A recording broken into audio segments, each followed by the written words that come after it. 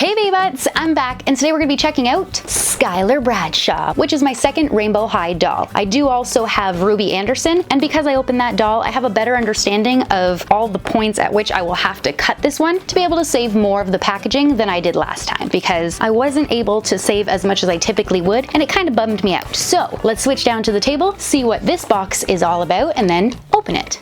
This is Skyler Bradshaw. She is the fifth out of the initial 6 dolls that were released of Rainbow High students. In the States, these will cost you about $26.99, and if you're in Canada, they're $39.97. The larger playsets with the exclusive dolls will cost more, which is why I don't include them in the initial launch collection. On the left side of the package, we have a large transparent window which wraps all the way around to the back. It's actually pretty cool, and it says Rainbow High in gold along the side. This space allows us to see exactly which doll we're getting, which I love. On the right side of the box, we have 2 smaller display windows, and here we can see the second outfit for our doll. Along the top of the box, it says Collect the Rainbow in Gold, and then there's a small black ribbon that says Series 1 and the name of your doll. And then along the bottom, wrapped from the front right around to the back, we have a metallic finished picture of all 6 of the dolls in the initial lineup. On the back of the box, we have a beautiful rainbow metallic finish, once again showing us all 6 dolls we can get in the collection. Along the top, it says Rainbow High in Gold, and at the bottom, there's a small story. The packaging for these dolls displays so beautifully. Unfortunately, my package here was sadly the best of the bunch at the store, so you'll notice that some of it is starting to peel away on the inside.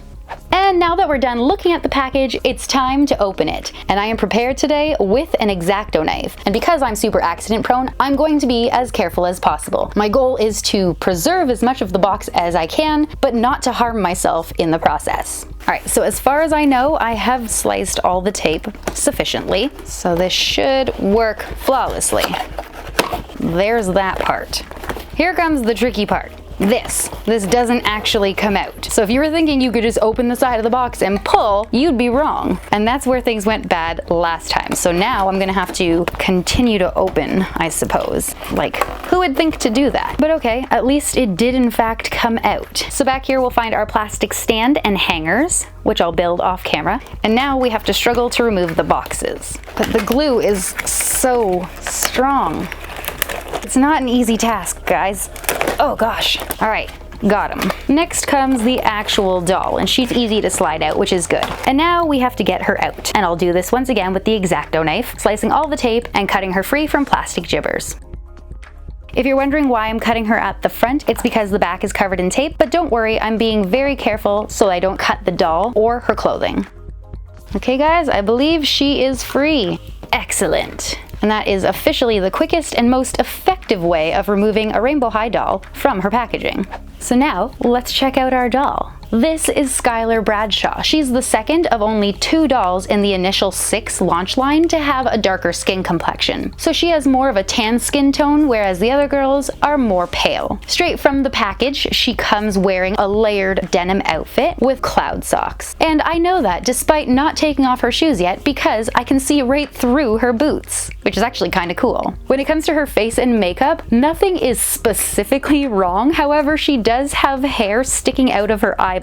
So at some point, hair got stuck in there. Other than that though, she's beautiful. She has big blue eyes, which are inset plastic eyes, so they look real. And the rest of her makeup looks light and fresh. So she has brown and light blue eyeshadow, as well as a big thick black cat eyeliner with just a hint of white above it. She has some real or faux eyelashes attached on top and some fine painted ones on the bottom. She's got light blushing on her cheeks, a plump pink lipstick with a bit of shine in the form of pearly white, and perfectly sculpted light brown eyebrows with a bit of blue streaks on each. When it comes to her hair, it is of course 3 different colors of blue. So we have a dark, a bright, which is hidden in there, and a very light blue. It's not really easy to see all the colors from this angle, but if we turn it, you can see it on the sides. And all of them come together to create this really nice, cool look. In the front, we have 2 very large curls, which are heavily product, so they're very stiff and starchy. But in the back, it's long and straight with just a hint of a curl toward the bottom. Luckily for us, we are given a plastic comb. This one specifically is blue with embedded glitter. And I personally think I'm gonna comb these out to make it softer, and hopefully it will turn into something similar to what's at the back, but chances are that's gonna be a little difficult without actually washing washing it. We'll see how it goes, but not today, because that would be a mission and a half. It's a really nice rooted scalp, by the way. There's not even a lot of shedding, but I anticipate that that is not gonna last after I've brushed out these curls in the front.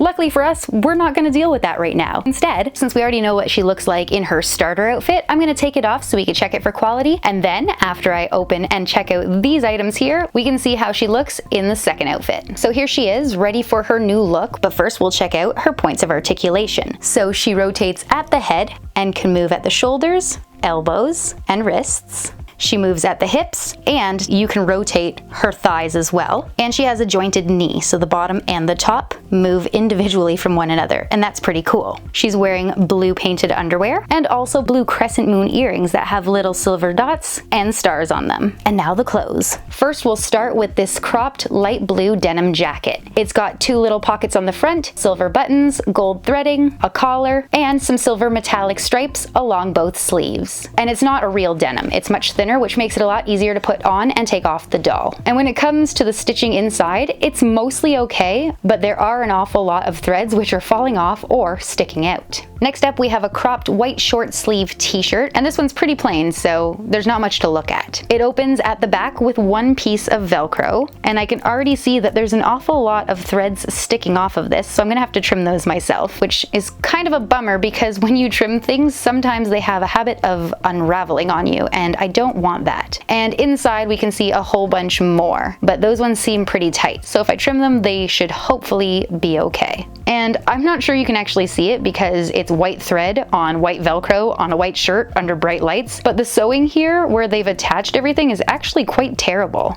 And the last piece to complete her layered look is this really cute darker denim cropped tank top. It opens at the back with one small piece of Velcro, and this is what it looks like inside. It's actually the best of the three pieces. The t-shirt was the worst. Next up, we have her skirt, and just like the cropped tank top, it's a darker denim, but it ties in with the jacket as well because each side has silver metallic stripes. Around the waist, we've got this rubbery little belt that says rainbow in gold and has a silver buckle, and underneath that, we have some silver little buttons. The belt opens at the back with one small piece of Velcro, and so does the skirt. And sadly, as you can see, there's a lot of threads already sticking off. Let's see what it looks like inside. I mean, it's not too bad. A lot of these are definitely secured, but they are hanging down where we'd be able to see them, so I will have to trim them. And of course, we can also see that there's a small piece of fabric so that this stays in the right spot on our doll. Next up are those boots I was telling you about earlier. We already know about them, but they are super cool, and they have this clear, transparent, hard rubber with a thick, chunky blue sole that says blue along the side and has a light blue bottom. They also have white laces, which are not only tied in the front, but also wrapped around her ankle. And they have this really neat pearly finish to them, so I wanted you to see. And lastly, her light blue cloud socks. And now that we're done with the clothing, I'm gonna try to open these display boxes, but it's hard to do because they're glued to the back here. Ugh. That annoys me so much. I do understand though, because these ones are actually sticking off of the package, so if they were easy to remove, someone could steal them. However, I can't get them out, so that kind of frustrates me. Ow. I actually legitimately cut my thumb there. All right, I think I got one. Oh my gosh, it's stressing me out, Barsh.